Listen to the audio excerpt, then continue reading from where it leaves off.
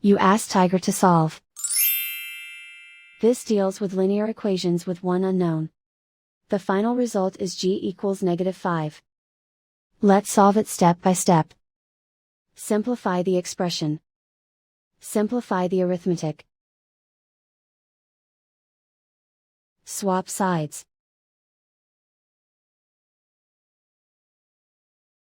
Group all constants on the right side of the equation.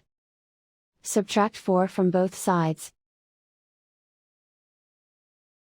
Simplify the arithmetic.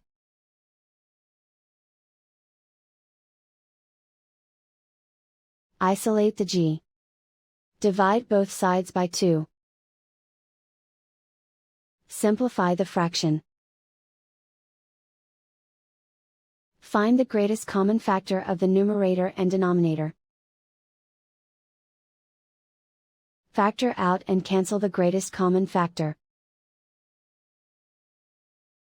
And so the final result is g equals -5.